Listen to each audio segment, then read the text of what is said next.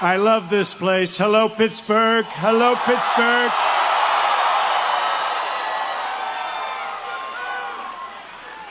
You know what? Do me a favor. Get out on Tuesday. Vote for Rick Saccone, and we can leave right now. Come on.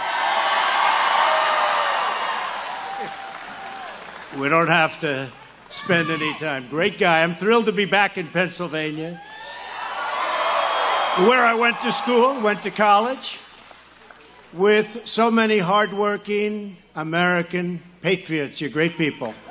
Great. Pennsylvania is the state that gave us American independence, American freedom, and what else? American steel. American steel.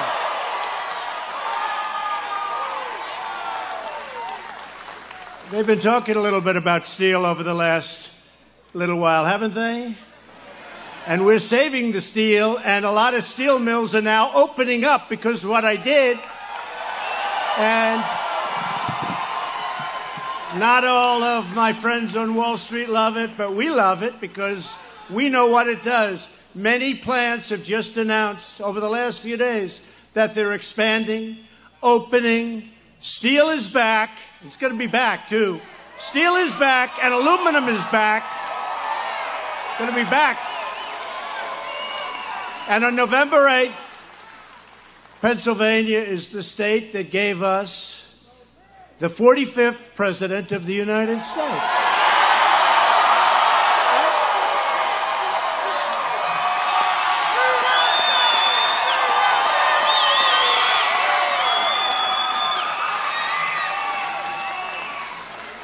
And I think we're doing a good job for you. I hope so. We're working hard. It's not easy. That Washington, D.C., I got a lot of evil there, but we're getting it out step by step. A lot of evil. A lot of bad people. A lot of bad people. A lot of fake media. Look at them. A lot of fake media.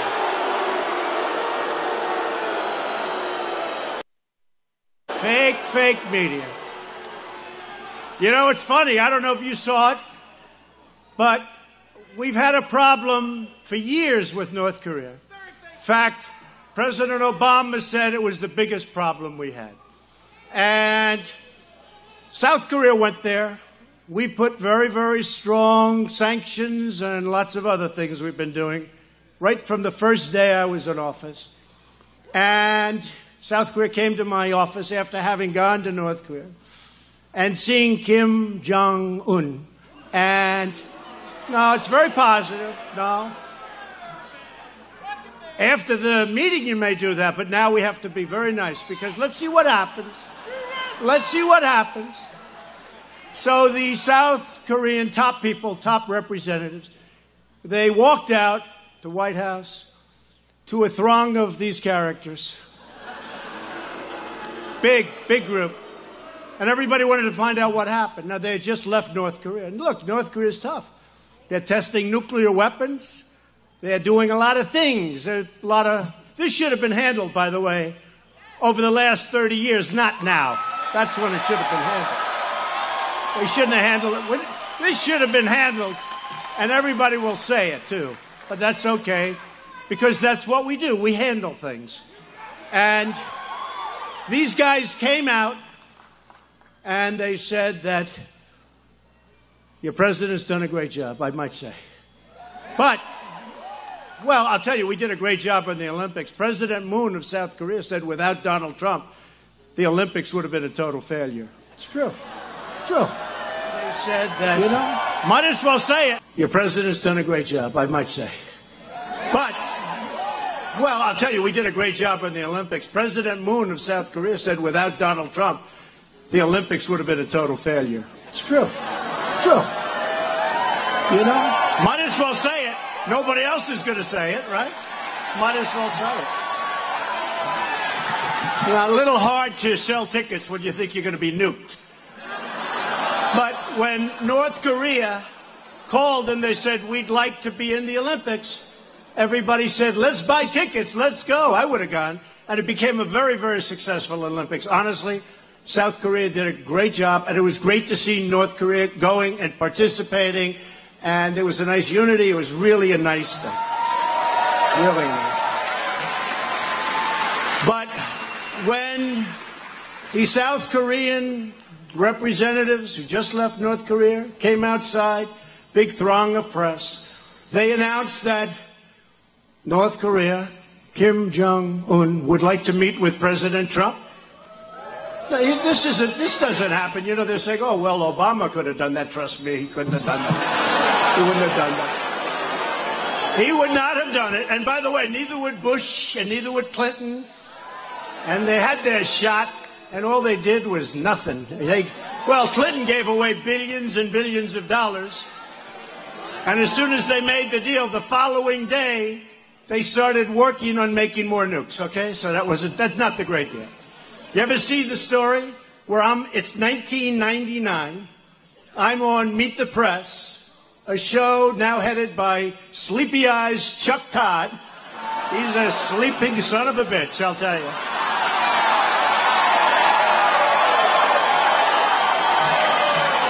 And they showed it this morning, 1999, and I'm talking about North Korea. You got to take them out now. And then they have Clinton saying, we are pleased to announce that we have made a deal with North Korea. Well, you know how that deal turned out, right? We gave billions and billions of dollars and lots of other things, and we got nothing. But they show me, young, handsome. I said, why couldn't I look like that today? I should have run back then, right? I should have run back then. I would have done this earlier.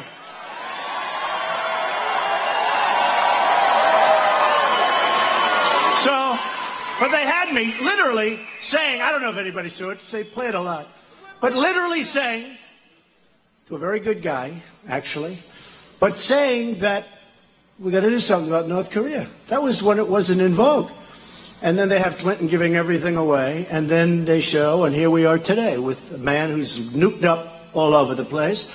But we've been very strong and very vigilant, and now lots of good things I think are going to happen, but we'll see. But the funny thing, so they announced that he's not going to send missiles up anymore until through the meetings. Well, think of that. You know, we were getting a lot of missiles sent. I wouldn't say Japan was thrilled, missiles flying over Japan. They're very happy with what I'm doing. And who else could do it? I mean, honestly, when you think. They're not going to send missiles up. Think of it. They're not sending missiles up. And I believe that. I believe that. I really do. I think they want to do something. I think they want to make peace. I think it's time. And I think we've shown great strength. I think that's also important. Right?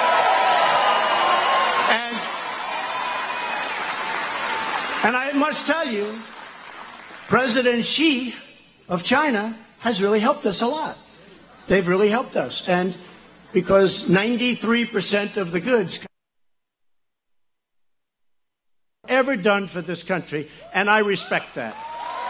I respect it. Because you need that. Stopping the flow of goods, very important.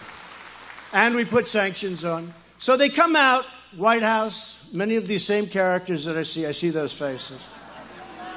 I see those faces. And for the first 2 hours, it was unbelievable. This is amazing. This is incredible. I can't believe this is happening. You know, because we go from, like, look, a lot of people thought we were going to war. And all of a sudden they come in, they say, we're going to have a meeting, and there's no more missiles going off, and they want to denuclearize. Nobody heard that. Nobody thought, but they said they want to. They are thinking about that. Who knows what's going to happen? Hey, who knows?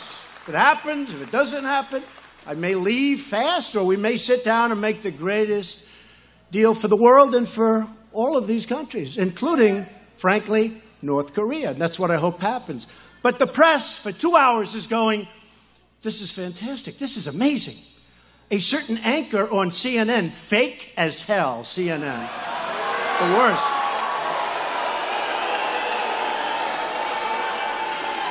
Oh, so fake. Fake news.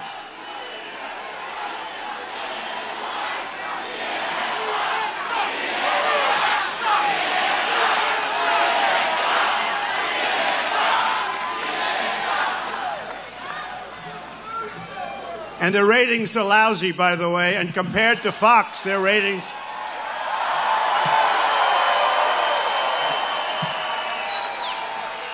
And a certain anchor, female, said, this is really something.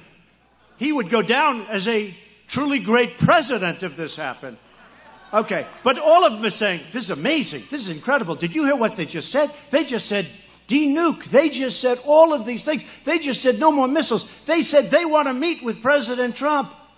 They couldn't believe it. The worst of them, CNN, MSNBC, which is worse than... I think I have a new... MSNBC, third rate, and NBC, which is horrible. Their newscast, by the way, is not doing well on NBC network. They're heading down the tubes. But listen to this. I did The Apprentice on NBC for 14 seasons. I made a lot of money for them. We had a big successful show. Arnold Schwarzenegger failed when he did The Apprentice, and he's a movie star. Martha Stewart failed when she did The Apprentice, and I just kept chugging along. Every year it was a big hit. I mean, I did The Apprentice, made them a lot of money, gave them good ratings when they were absolutely dying, and they do nothing but kill me. NBC is perhaps worse than CNN, I have to tell you. And MSNBC is horrible. So here they are. They're outside. These wonderful representatives, very high level from South Korea, are saying all of these things, de-nuke, and all of the things that they can't believe because it's like 5 years ahead of schedule. Before this, they would say, well, that will never happen, and this will never happen, and you'll never get them to stop, with the missiles. They're saying all of this. Now they say they want to stop the missiles, they want to denuclearize, they want to do all of these things, and all of these people are like, they can't believe it. It's unbelievable. I said to my wife, I said, it's amazing. They're really nice tonight. It's really amazing. They're all saying this is an incredible achievement. This is okay. Then I get up in the morning. Some time goes by. Right? Same people. They're saying, not that big a deal. Anybody could have done it. Obama could have done it. Obama had a chance. No. They're saying, Obama. Obama was driving you down. You take a look at those numbers before we took over. They were heading down. So just let me say, so I wake up, so it's so nice, and I'm looking forward to watching in the morning. And I go, literally, they're saying, well, Clinton could have met. Clinton gave away the House. I got nothing. And Bush, another great Republican, he got us into the Middle East. That was we spent $7 trillion in the Middle East over a 17-year period. $7 trillion as of 3 months ago. Okay? You know what they did? That was like taking a big stone and throwing it into a hornet's nest. But we're bringing it back. ISIS, we have 98% of the caliphate of the land back. 98.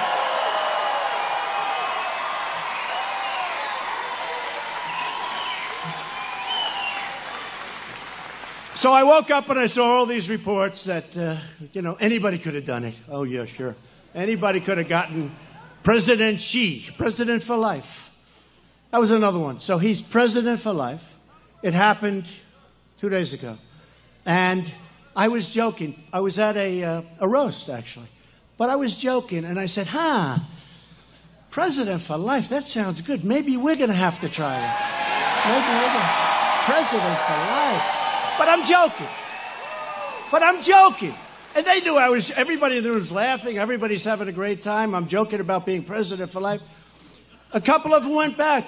Donald Trump, with his dictatorial attitude, now wants to be president for life. Straight.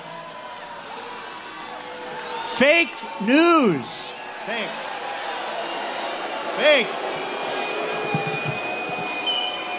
Horrible. But you know what's going to happen? Did you see the other day? 96% of what they do, all I do is good stuff. The economy is the best it's ever been. Your coal. By the way, folks, some of you are in the coal world. Your coal is coming back big. Your steel is coming back. Those plants are going to be opening. And what we've done with the 25% tariffs for those guys that come in and dump their steel all over the place. And by the way, it's not good steel. You guys know what I mean. It's crap. But your steel is coming back. It's all coming back. And 6 months prior to the election in 2020, every one of those guys, we really endorse Donald Trump. We think he has to win. You know why? Because if I don't win the election, their ratings are going to go so far down, they're going to be out of business, every one of them. Can you imagine? Can you imagine covering Bernie or Pocahontas? Pocahontas. How about that? Pocahontas. Can you imagine these guys? Some of them are actually smiling, but some of them just can't stand it, honestly. Some of them, they can't take it. Can you imagine having to cover Elizabeth Warren for 4 years? You know, I was watching during the campaign, and Hillary was sitting right there, and Pocahontas was up, and she was so angry. Look, we love each other, the women, the men. We love each other. Everybody loves. She was so angry. I said, you know, I think she's losing the entire male audience and many of the women. She was going at it, and Hillary's sitting there saying, oh, my God, what did I do here? This is... But can you imagine if they had to cover some of these people that are running? I think any of them, to be honest with you. I think any of them. Oh, I'd love Oprah to win. I'd love to beat Oprah. I know her weakness. No, I know her weakness. I know her. You know, I know her very well. I was on her last show, or one of the last, I guess the last week. She had Donald Trump and Donald Trump's family. My, we've come down a long way, haven't we? I'm now president, and probably, you know. But think of it. I know her weakness. Wouldn't we love to run against Oprah? I would love it. I would love it. That would be a painful experience for her. So we've created 3 million... Thank you, darling. Oh, they're positive. I thought they were negative. They're positive. That's always the problem. We have a room that's packed. If we have one person, and that's actually a fan. By the way, that's a fan over there. But if we have one person that speaks, it's like a big deal the next day. So, we've created 3 million jobs since Election Day. Nobody thought that was possible. We've passed the largest tax cuts and reform in American history. We've created more than 300,000 new jobs alone last month. And you saw the numbers yesterday. Yesterday's numbers, job reports, was among the best numbers ever produced in the history of our country. In the history of our country. In fact, my guys...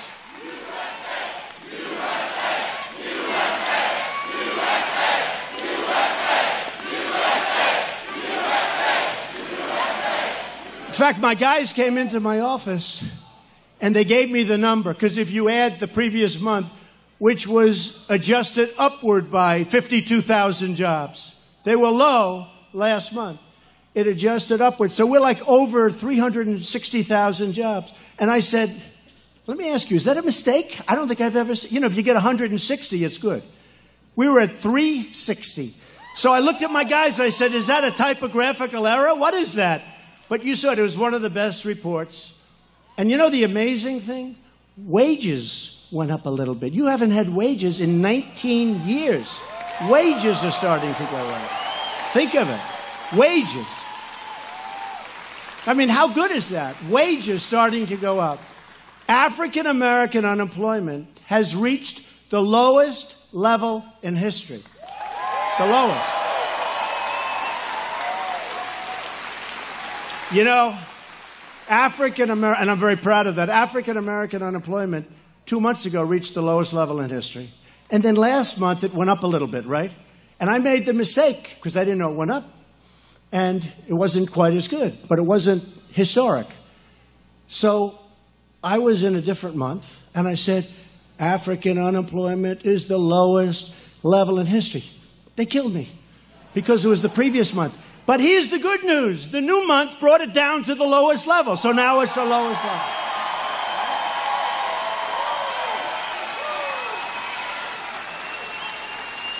Hispanic unemployment is the lowest level.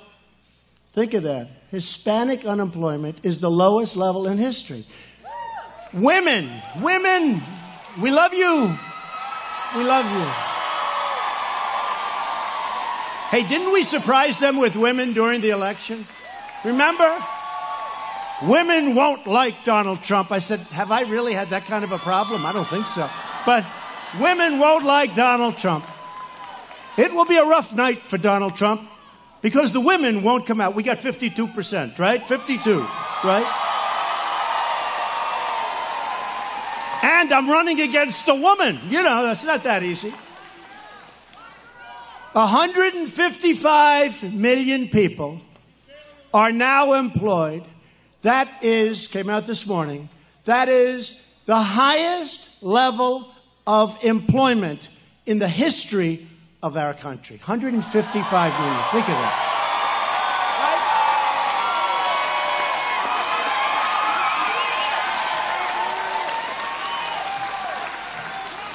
While the Obama administration in its final year was losing 1,000 manufacturing jobs a month, we've created almost 300,000 new manufacturing jobs. Think of that.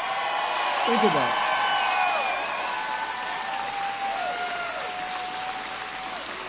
The task for all of us, for everyone here tonight, is to make sure that this great American comeback continues. Full speed ahead. We are doing things that are amazing.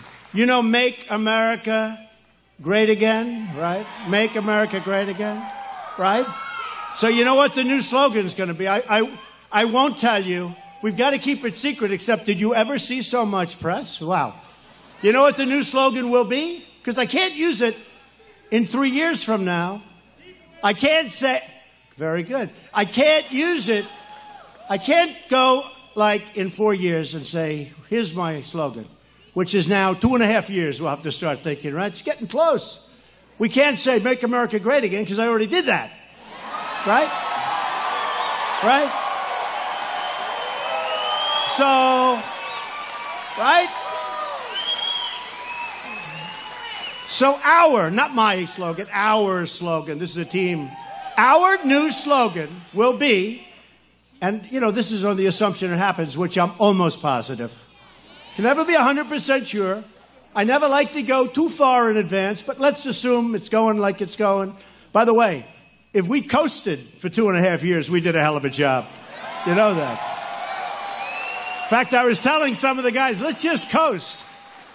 Because the stock market is up almost 40% since Election Day. Think of that. Almost 40%. Think of that. And by the way, that's not rich people. That's for everybody. I mean, you have your 401ks, which are up 42%, 38%. I tell it all the time. I take pictures back with the policemen. I love the policemen. I love the firemen. They're great. Right? And they're always coming up and saying, sir, thank you very much. My 401k is up 41%. My wife thinks I'm a genius. They think like they're great investors, okay? But they're up, way, way up, and that's good. That's really good. That's what we want. That's what we want. That's what we have to have. We're so proud of this country. But our new slogan, when we start running in, can you believe it, 2 years from now, is going to be, keep America great, exclamation point. Keep America great.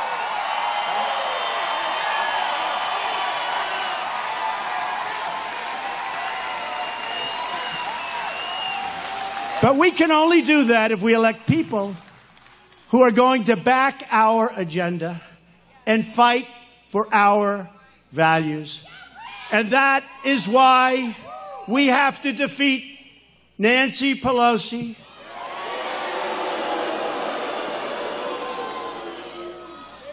and Maxine Waters, a very low IQ individual. You ever see her? You ever see her? We will impeach him. We will impeach the president. But he hasn't done anything wrong. It doesn't matter. We will impeach him. She's a low IQ individual. You can't help it. She really is. We will impeach him. But you have Maxine Waters, and you have plenty of others. And, I mean, Nancy Pelosi, you can't have that. And Connor Lamb the sham, right? Lamb the sham. He's trying to act like a Republican, so he won't give me one vote. Look, I don't know him. Looks like a nice guy. I hear he's nice looking. I think I'm better looking than him. I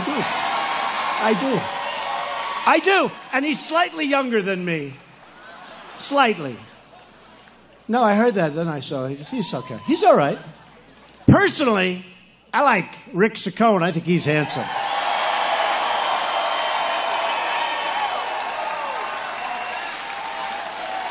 And you did a great job on television today. I watched you, Rick. That was a great interview. I appreciate it, too. But he's really good. Here's the thing. We're dealing with people that want to obstruct. They want to stop us from doing things. We put an infrastructure bill in for $1.7 billion, and I hear they want to stop it. They want to stop DACA. DACA is their issue. But I'm willing to go along. Get it done. We got to get it done, right? Get it done. And besides that, honestly, we need good, great workers in our country because I'm bringing a lot of companies into this country. We're not going to have workers for it. We have to bring them in. But DACA, they're here. They're good people. And the Democrats are trying to not do so. I offered a deal that was so good you can't refuse, right? Like the mob pictures. I'll give you a deal that's so good you can't refuse. I made a deal. I gave them a deal so good they could not refuse. And I did it because I thought they were going to refuse. And they did.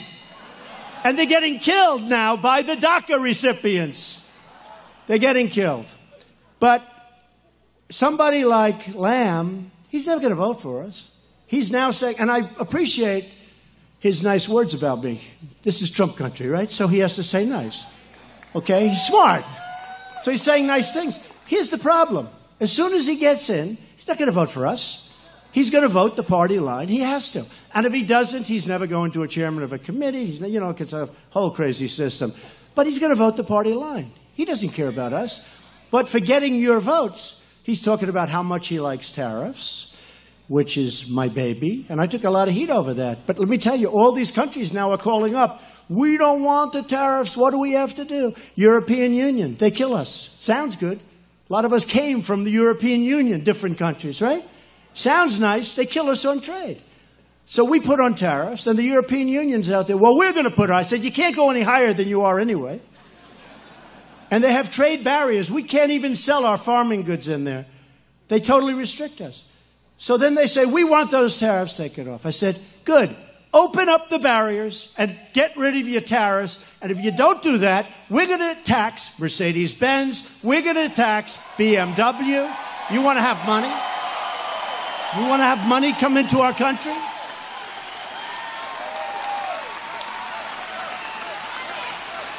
And the cars are really the big item. That's the big money item. So when I said that, all of a sudden it's like, whoa, let's stop talking with this guy. With the European Union, we're like $100 billion down because we had stupid politicians doing stupid things, right? Think of $100 billion. By the way, I've always said 71 billion, but Mexico, we're 130 billion. That's a real number because nobody includes the VAT tax. Nobody even knows what a VAT tax is, but Mexico charges a 16% VAT tax. So nobody ever talks about it. They do it. That deal was bad the day they made it because they had a tax and we didn't. So they have a 16% VAT tax. Nobody ever talks about it. But I talk about it. So we're either going to renegotiate NAFTA, and I said we won't put the tariffs on Mexico and Canada. And Canada's brutal. Canada's really tough. We have a big deficit with Canada too. They send in timber. They send in steel. They send in a lot of things. But our farmers in Wisconsin are not treated well when we want to send things to them. Hey, and I don't blame them. Why should I blame them? Because they've just outsmarted our politicians for decades. And I don't mean Obama. I mean all of them. Since Bush the first. And that includes a lot of territory. Frankly, Ronald Reagan. You remember, I didn't love I thought he was great. I loved his style, his attitude. He was a great cheerleader for for the country, but not great on the trade. For many, many years, they've been outsmarted. We used to be a nation of tariffs. When other countries would come to the United States, they had to pay for the privilege of taking our product, of taking our jobs. They had to pay. They wanted to come in and sell their product. They had to pay. Today, in China, they sell a car to us. They pay 2.5%. We sell a car in China, which, by the way, is almost impossible to do despite the tax. It's 25%. So why is that 25 and we're 2.5? And that's why we have a trade deficit with China of $500 billion a year. It's no good. But we're changing it, and it takes a little while. I'm there a year, a little more than a year. We're changing it. We have to. We have a trade deficit. We have a trade deficit with all countries of the world. Listen to this number. If there's any children in the room, please close your ears. We have a trade deficit of almost $800 billion a year. Now, who makes these deals? So with Mexico, he says Obama. Honestly, in all fairness to Obama, it's more than Obama. It's plenty of people, believe it. Plenty of presidents allowed that to happen, and people that work for the president. So we're going to get a lot of things straightened away. NAFTA is under work right now, and I think they're going to be very good. And you saw what I did with the tariffs. They said, we don't want to pay tariffs. I said, let's make a deal on NAFTA. And if you make a decent deal, a fair deal for the American worker, the American people, you'll have no problem with the tariff. I said the same thing to the European Union. I said, look, you're killing us. We're losing $100 billion a year. You're not accepting our product. They're not accepting our farm product. I want to help the farmers. And they don't accept it. And I said, open up your countries. That's countries. They banded together. Why did they band together? To screw the United States on trade. And that's okay. They're allowed, Actually, here it would be called a monopoly. It wouldn't be allowed. But all those countries got together in order to do well on trade with the United States. People don't know that. You hear European Union the European Union sounds so innocent. It's not innocent. They're very tough. They're very smart. We lose $100 billion a year. They sell stuff into us. We charge them practically nothing. We sell things into them. Number one, you can't get it through the barriers. They have artificial barriers. That's not a monetary barrier. That's other things. Environmental. They come up with things you wouldn't even believe. But we can't get our product in there. So I said, open up your barriers, get rid of your tariffs, and we'll do this. We'll have a nice, fair, open. And if you don't do that, that's okay. And that's where the cars come in. So we have a lot of work to do. But I need people that can help me. And this guy can really help me. This guy can really help me. Rick Saccone. And I've got him to, and he's got a tough race. I think we won by 22 points. And Rick, look, it's a crazy time out there. It's crazy. But I think for the Republicans, you never hear this. So in fact, I think she's here. Karen Handel. Where's Karen? Was she here? She was here. Where is she? Did I do a good job, in Atlanta? So Karen, is this sort of like around this? Karen was down. She started off with a whole group of people. It's a little different voting. She had running for Congress in Atlanta, the Atlanta area, right?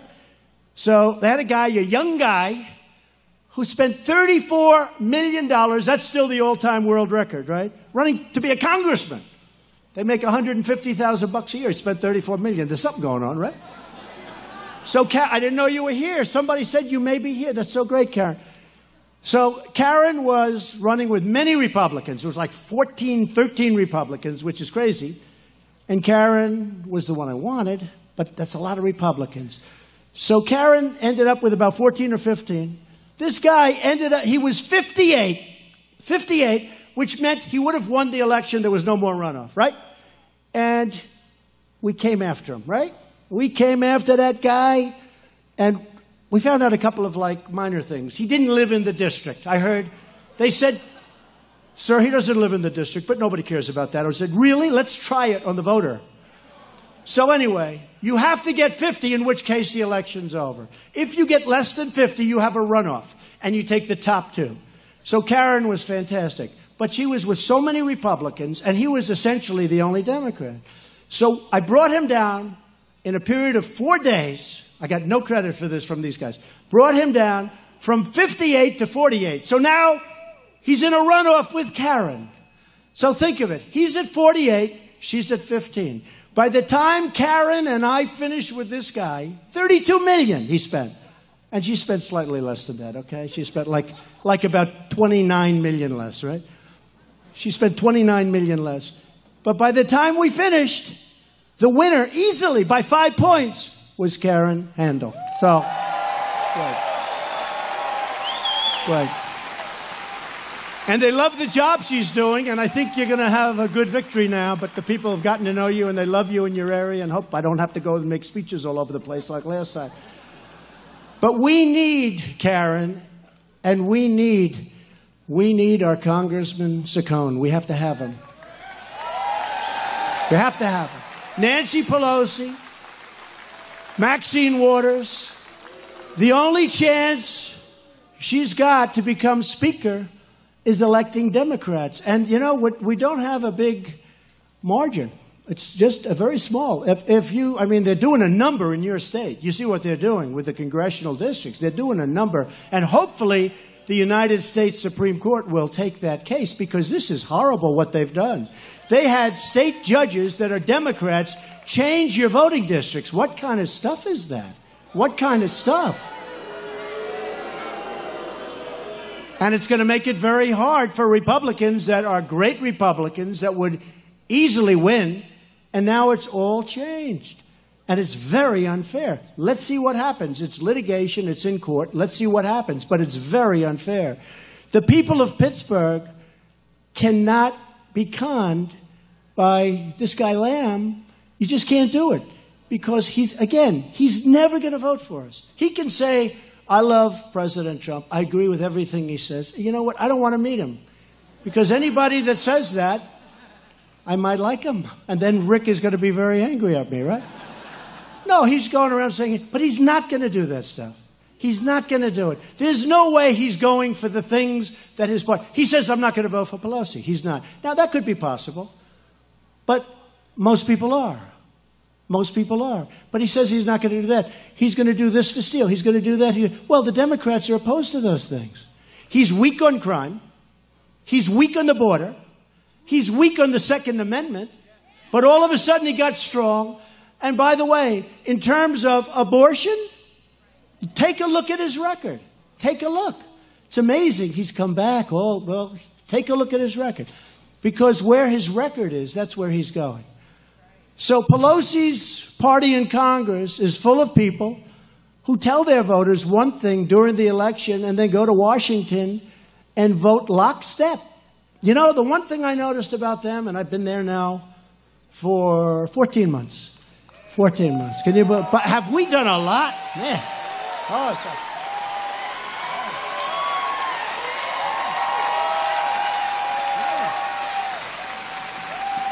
we have done more than any first-term administration in the history of our country. We have. You take a look at what we've done. Regulation, tax cuts, federal judges, a great, great Supreme Court Justice Gorsuch. Great. Look what we've done. Look what we've done. And you know what? We passed the biggest tax cut in the history of our country. Didn't get one Democrat vote. Didn't get one. And by the way, how good is that kicking in? Remember? Remember? We passed it. We didn't get one Democrat vote. Think of that. Not one. And now they're getting a little nervous. That's okay. But we didn't get one. And you know what helped? When AT&T and the big companies came, they started paying thousands and thousands of dollars in bonuses to, millions of people. I think it's up to 5 million people now. And that was not in the schedule. But they're paying the money out, and the people are getting the money. And I'll tell you what, We're so proud of that. But we also got rid of the individual mandate from Obamacare, which basically guts out Obamacare. That'll be next. That'll be next. That's where you pay a lot of money for the privilege of not getting health care, okay? How do you like that one? How that one made it through court, I will not have made it through twice. But you pay a lot of money for the privilege. So we got rid of the individual mandate. Nobody even talks about it because the tax bill is so massive, bigger than Reagan, biggest one ever done. And you know, we're calling it tax reform. This is where a non-politician like me is good. Because they had a name. And for 40 years, they couldn't pass anything. And I kept saying, how is it possible not to pass tax cuts? Sir, I don't know. We just can't pass. It's been Reagan was the last one that did a big bill. And we just can't pass. I said, well, what's the problem? Well, sir, the tax reform is not easy. I said, wait a minute. Do you call it tax reform? Or do you call it tax cuts? And he said, right? And he said, no, sir, we call it tax reform because we're doing a lot of reforming. I said, look, people don't know what reform means, neither do I. People want tax cuts. They don't know. They don't know. They want tax cuts.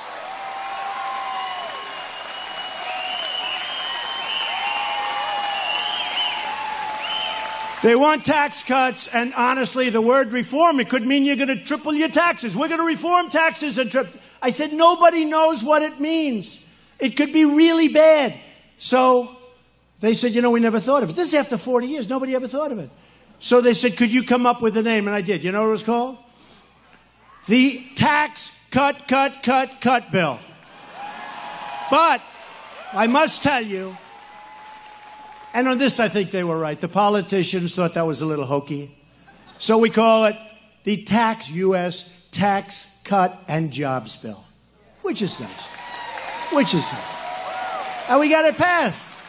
We had unanimous in the Republican Party and unanimous for the Democrats.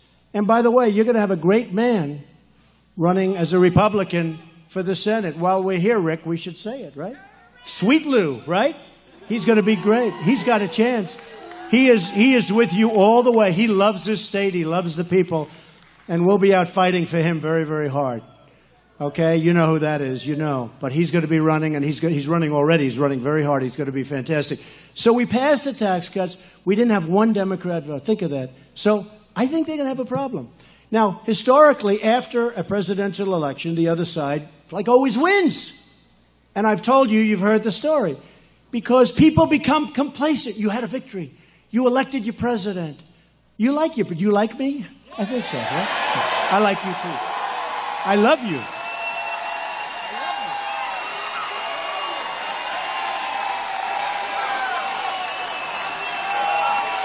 I love you.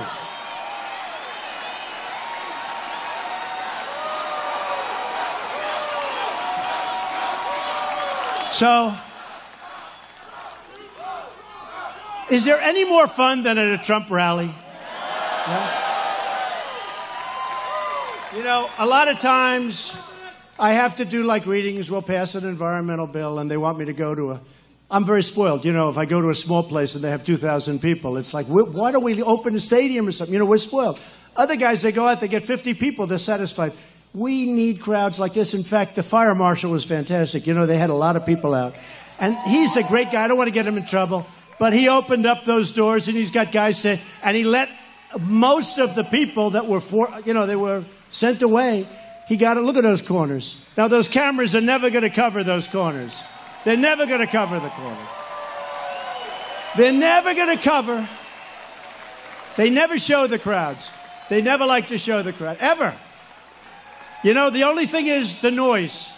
Because you can't imitate it. It sounds like a Penn State football game. It sounds like an Ohio State football game. Right? You can't. I'll say to friends, did you see my speech last night? Yes. Then I have to say, how good was I? How good? And they say, good. I said, did they show the crowd? No, they didn't. He said, but you know what? I could tell by the noise. That crowd was really big. You can't hide that. You can't hide that. Can't do it. Can't do it.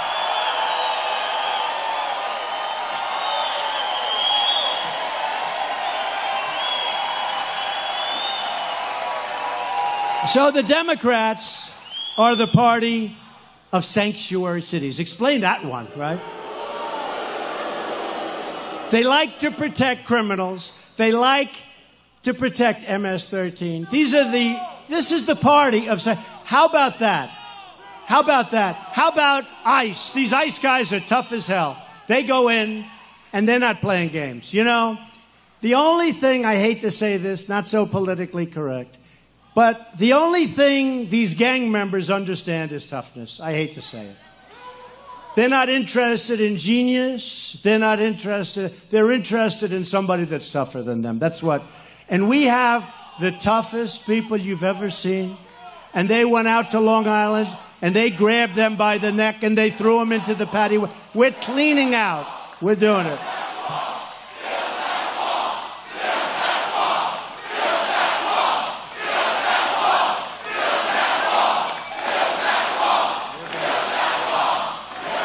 We are building the wall 100%. 100%.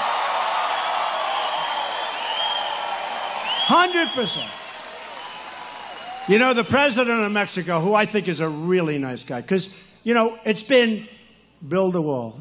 And I can't get through a speech without somebody, because I was all set to say build the wall, and then these guys start screaming build the wall. Well, we're building it. But the president of Mexico calls, and, you know, I told you, we're in the midst of negotiating NAFTA. So we have a little sticking point. He called up, and respectfully, because he really is a high-quality guy, and he called up, he goes, Mr. President, we would like you to make a statement that Mexico will not pay for the wall. I said, are you crazy? You think I'm going to pay? I'm not making that statement. He said, well, you have to. I said, is it a deal breaker? He said, yes. I said, bye-bye, we're not making a deal. There's no way I'm making it. Now, what I will say, and what I told him, is, President, don't worry. It all comes out in the wash. We're going to put it into the NAFTA agreement. Nobody's going to be talking too much about it. It'll be part, because we're going to make a much better NAFTA deal. We have to. When we lose $130 billion with Mexico, I think we can do a little better than that, right? The wall. You know what the wall is? It's this. You don't even notice it. It's like a little asterisk on the bottom. Okay. So he said to me that, and I said, no, we can't do that. We actually broke it up. He was going to come to Washington. No way I'm going to say anything like that. But I will say we will build the wall. We have to build the wall. We have to build the wall. And the Democrats are holding it back. You know, we had a deal, $25 billion. And by the way, if I get $25 billion for the wall, you're going to have a lot of change. You're going to have a lot of change. I've got all the big builders, the best ones in the world. I know the best builders. You know, we want to use the good builders, not the bad ones. Save a lot of money on the airplanes. We save a lot of money on Air Force One. $1.4 billion we save. 1.4. Still too expensive. It's crazy. It's crazy.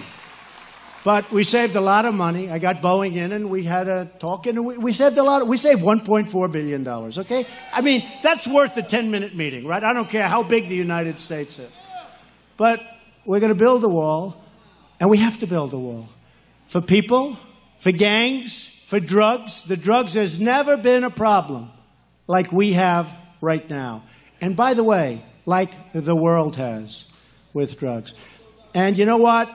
We fill up these councils. They all want to be on councils. They call them blue ribbon councils, where we take Melania. Great first lady. She's great. She's great. She is great. You think her life is so easy, folks? Not so easy. She is a great first lady. But we put Melania and other people on this blue ribbon committee. Do you think the drug dealers that kill thousands of people during their lifetime, do you think they care who's on a blue ribbon committee? The only way to solve the drug problem is through toughness. When you catch a drug dealer, you gotta put him away for a long time. When I was in China, and other places, by the way. I said, Mr. President, do you have a drug problem? No, no, no, we do not. I said, big country, 1.4 billion people, right? Not much of a drug problem. I said, what do you attribute that to? Well, the death penalty. So, hey, if you're a drug dealer and you know you're going to get caught and you know that you're going to kill people, you're killing our kids. They're killing our kids. They're killing our kids. They're killing our families. They're killing our workers. You know, we have a hard time. Of the 100 million people, that special group of people, they're great people. They want to work. We have a hard time. A lot of them can't qualify to work in these factories. Chrysler's coming back in. You saw that from Mexico to Michigan. We have companies coming back into the United States. You haven't seen that. I used to tell you that was going to happen, but now it's happening. But a lot of people can't qualify because of drugs. But I said to the president, I said, so you don't have much of a problem? No. And they had a problem. You know, if you go back 200 years ago, and they know all about drugs. It was devastating to China. The opium, devastating. It destroyed China. And I'm not going to let it destroy us. And there was an article in one of the main papers. Maybe it was the failing New York Times or one of them. And I don't even know where they get it. Because honestly, I don't know that the United States, frankly, is ready for it. They should be ready for it. But at a minimum, you have to give long, tough sentences. But if you go to Singapore, I said, Mr. President, what happens with your drugs? No, we don't have a problem, President. I said, really, why? We have a zero tolerance. And he's not playing games. These guys don't play games. You know, we have a different type of people. They don't play games. I said, how are you doing on drugs? No problem. I said, what do you mean no problem? And that's entertainment. You know, a lot of things are happening. So what do you mean no problem? We have a zero tolerance policy. What does that mean? That means if we catch a drug dealer, death penalty. That's it.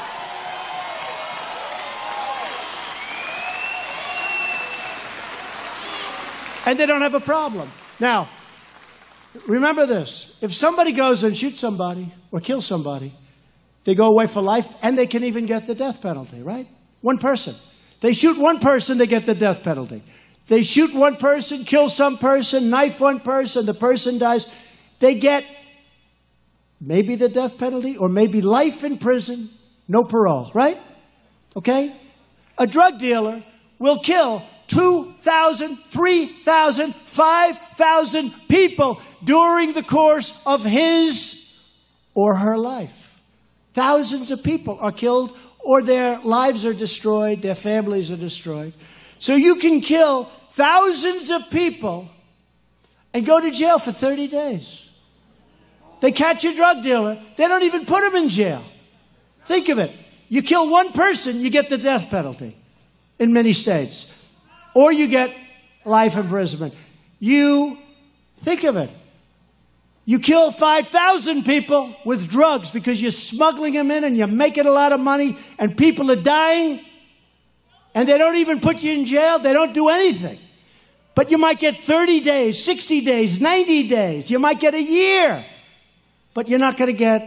And then you wonder why we have a problem. That's why we have a problem, folks. And I don't think we should play games.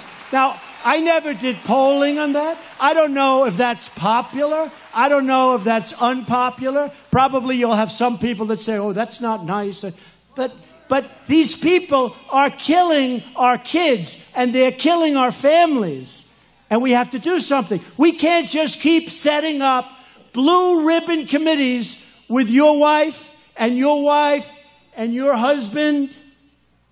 And they meet and they have a meal and they talk. 2 hours later, then they write a report. Say, Joe, look, that's what I got in Washington. I got all these blue ribbon committees. Everybody wants to be in. Blue ribbon, and we have the opioid problem. And for that, we have to go after the drug companies. We have to. We have no choice. We have to go after the drug companies. We have no choice.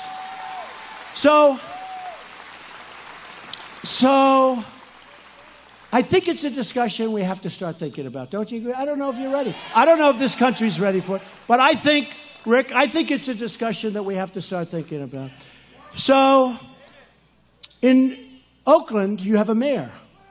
And she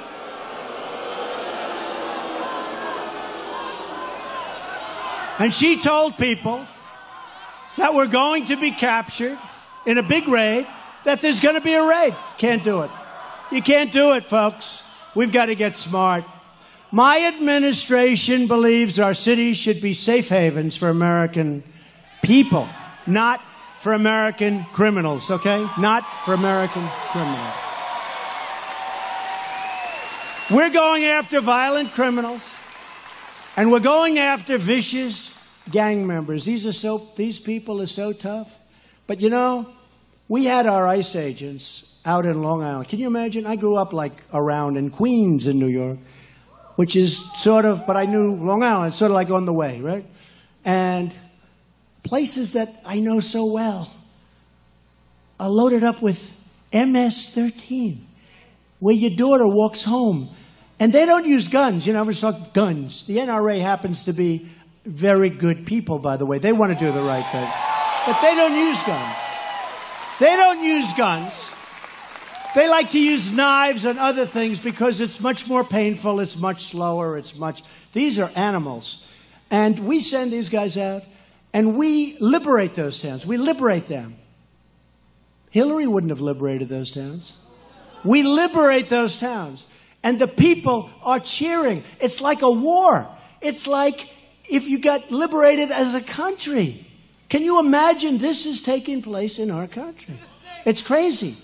So we are doing a great, great job. We are loving it. We're making tremendous progress. Today, I'm calling on Congress to stop funding sanctuary cities so we can save American lives.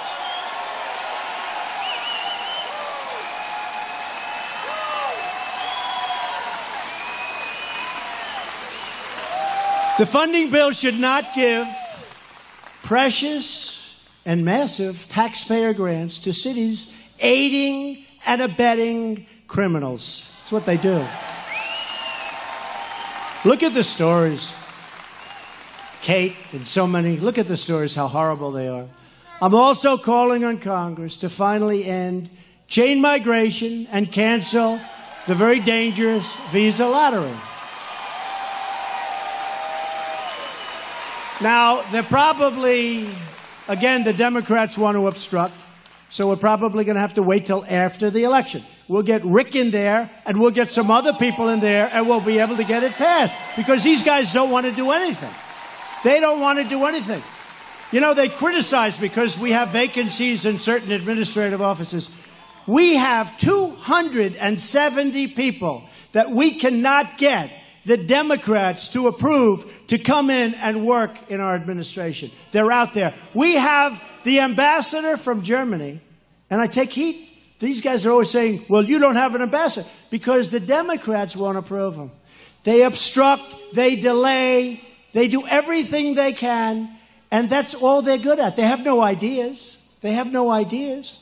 I mean, I look forward, I really do, I look forward to 2020, because I want to see how far left the person is going to be that we're going to run against. I look forward to it. I look forward to it. I really do. I really do. So together with your help, your voice, your vote, we can achieve more than anybody. I mean, again, I really believe, and I'm not saying this as braggadocious, because I tell you if we didn't.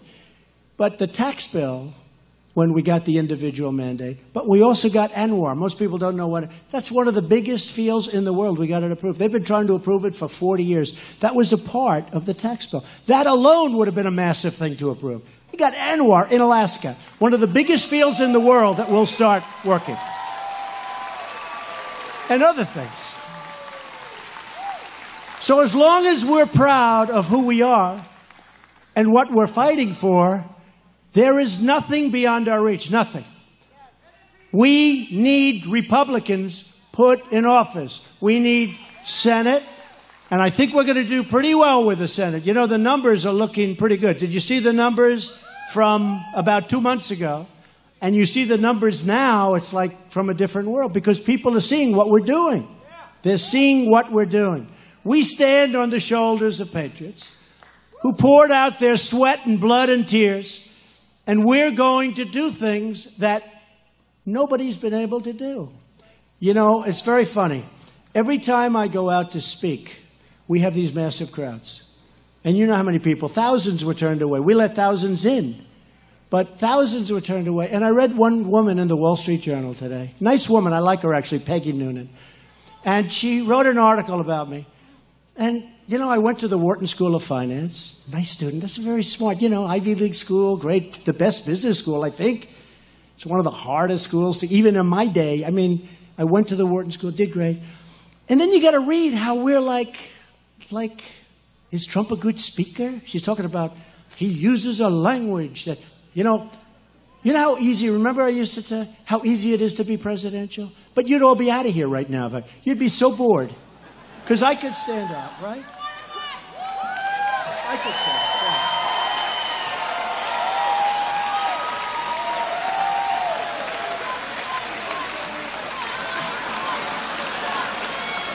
Yeah. I'm very presidential. Ladies and gentlemen, thank you for being here tonight. Rick Saccone will be a great, great congressman. He will help me very much. He's a fine man, and Yang is a wonderful wife. I just want to tell you on behalf of the United States of America that we appreciate your service. We appreciate your service.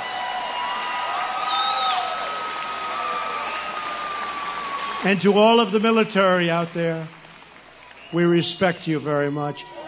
Thank you. Thank you. And then you go, God bless you, and God bless the United States of America. Thank you very much. That's easy. See, that's easy. That's much easier than doing what I have to do. But this is much more effective. Don't forget, this got us elected. If I came like a stiff, you guys wouldn't be here tonight. So I'm reading Peggy Noonan, and she's a nice woman. I like her. She doesn't like me much, and she's writing like I'm some kind of a Neanderthal. And I'm saying, you know, I'm really smart. You know, it's funny. They always talk about how they're telling us, they said we couldn't get elected. I say we. Because you guys came from areas, some of you had never voted before, but you love the country. You never voted before, but you love the country. A great congressman from Tennessee, they vote early. And the voting had started. And he was at a speech I was making in Pennsylvania, believe it or not. But he was there because one of his friends. And it was Lou, but one of his friends was there. So I didn't know him. And they had early voting in Tennessee. And he said, you know, Mr. President, and at that time I wasn't president, but he called me that because he saw what was happening. He said, in Tennessee, the early voting started. And I've been doing this stuff for 32 years. And I've never seen anything like it in my life. Those people are coming out of the hills. They're coming out of the valleys. They're coming out of everything that you can come out of. It's the most amazing thing. And these are people that love the country, but they never voted because they never saw anybody they wanted to vote for. And now they've got Trump, Pence. They've got all the stuff. So I've never seen anything like it.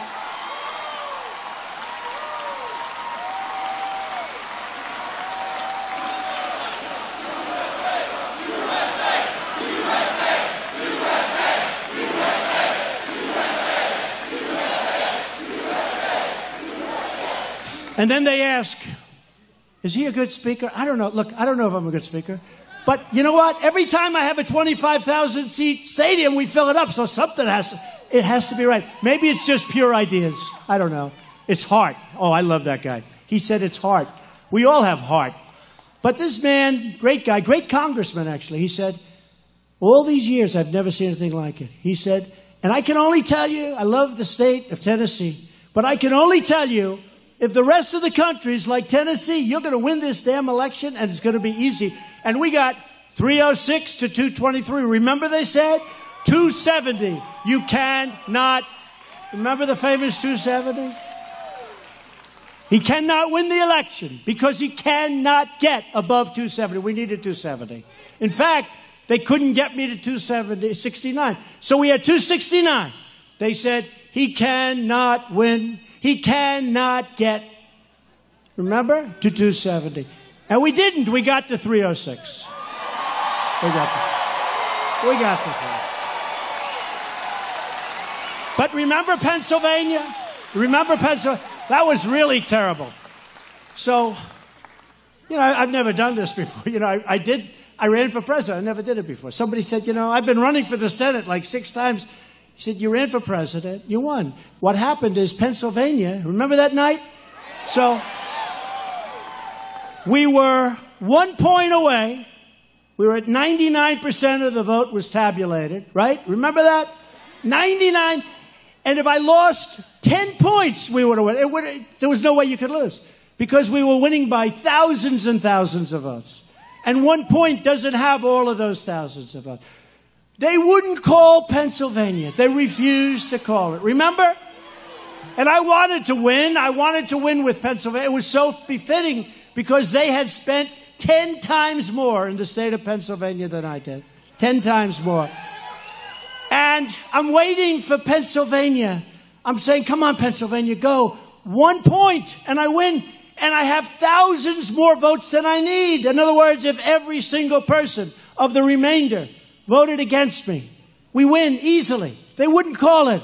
And then what happened? Wisconsin came in. We won with Wisconsin, which hadn't been won in decades. And then we won with Michigan. And then finally, they were devastated. You see, they were crying. One. Crying. She's crying. Oh, my God. Oh, my God. Oh. Remember John King with the board? I do this every once at the board. The red board's all red. It's like red. Man, that board was red, meaning Republican. And John King, he can't believe it. He goes, I think he just won the state of Florida. Yes, Donald Trump won the state of Florida. He's going, oh. Then they go, you had to run. The Electoral College is much harder than the popular vote. Because popular vote, you go to 3 or 4 states. Electoral College, you have to go to like 19. I was all over the place. I went to Maine 4 times because I needed 1 vote. They had 1 vote. That was going to be 269 to 270. The 1 vote was going to be very important. So I went to Maine like 4 times. That's a lot. Because a lot of people said, why are you doing it? First of all, I like the people of Maine, but I needed 1. But what happened was an incredible evening. One of the greatest nights in the history of television in terms of numbers of people watching. And we have done a job. So here's what's going to happen. Let me give you the bad news. The bad news is they want to take it away from us. They want to take it away. They're doing everything they can to take it away. And that starts with the election coming up in a few months. And we have to win it. We have to get out. And we have to win. Normally, I would not come, except it's Pennsylvania. I say I love it anyway. I love the people. I mean, I went to school. I went to Wharton. I went to school here. I love Pennsylvania. I mean, look, how can I not love it, right? Somebody else would show up here. And then, honestly, Rick, what would it be? 50, 60 people in front, right? First of all, you wouldn't have this. You'd have a little place. But I love the state. But I really feel strongly about Rick Saccone. And I know him. I feel strongly about him. He's an incredible guy. Number one, and I don't know that this is important, but to me it is, he's a very fine human being. He's a good person. He's really a good person. Rick, come up, Rick. He's a really good person.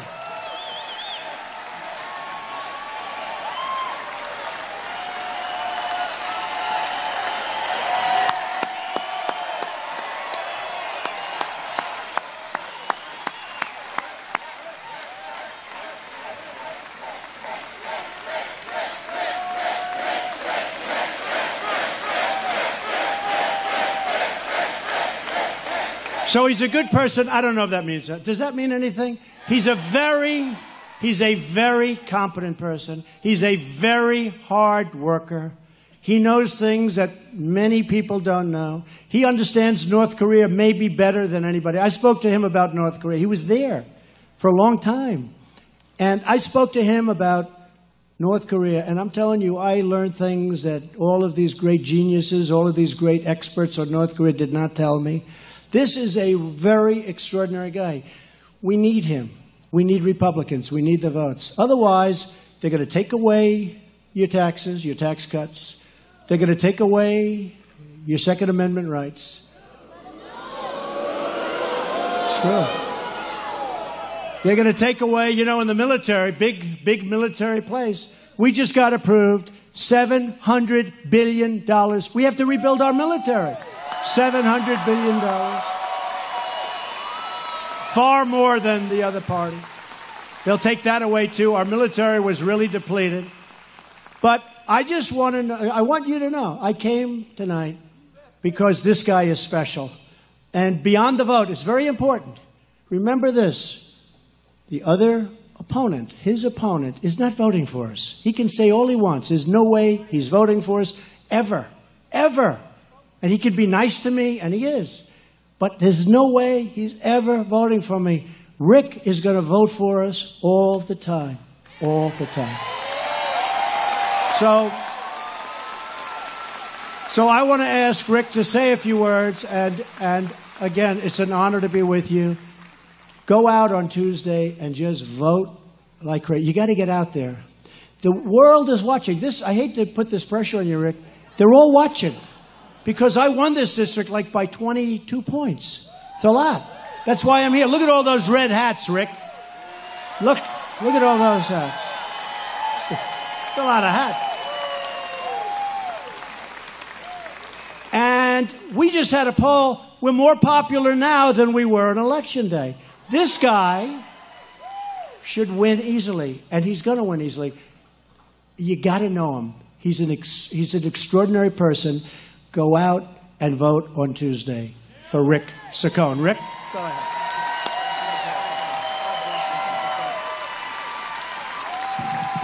Do we love our president here in Western Pennsylvania?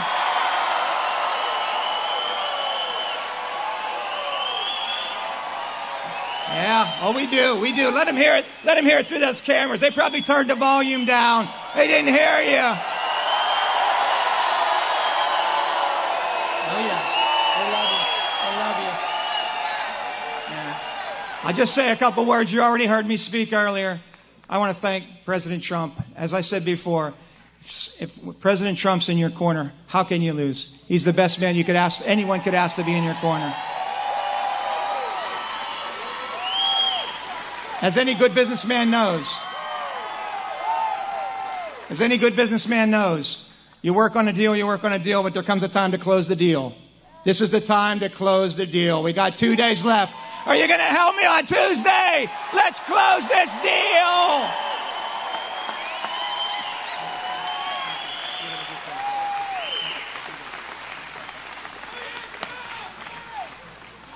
So, again, with that, we'll say goodnight. But again, go out, vote for Rick. He'll never, ever disappoint you. He's a winner. He's never going to disappoint you. Just go out, vote with your hearts, vote with your brains. This is an extraordinary man.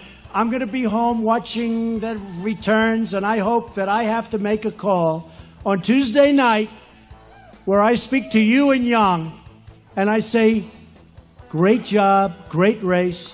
The whole world, remember that. They're all watching. We want to keep it going. We want to keep the agenda, the Make America Great going. You got to get them in. This is a very important race. Very important. Thank you all. God bless you. We love you all. Thank you. Thank you very much. God bless you.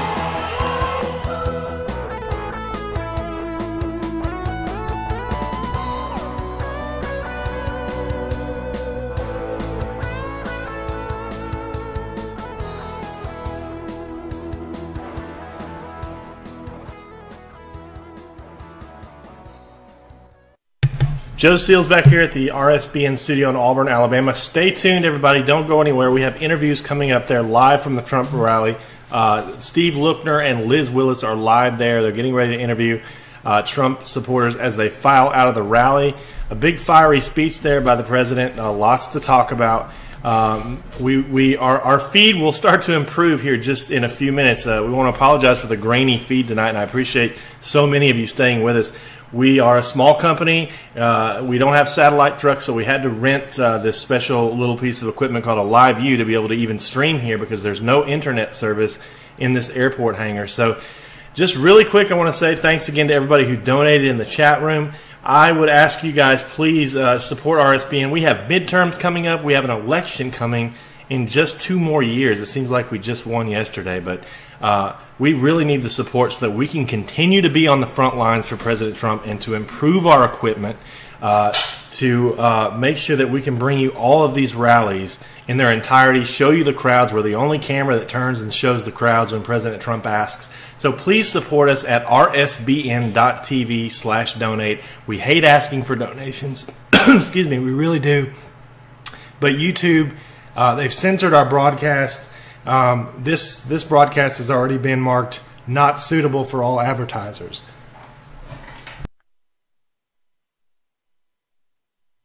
Sorry, so we're unable to make any ad revenue off of this video. So we rely on support from people like you, and we can't thank you enough. We're going to go to Steve Lookner and Liz Willis now.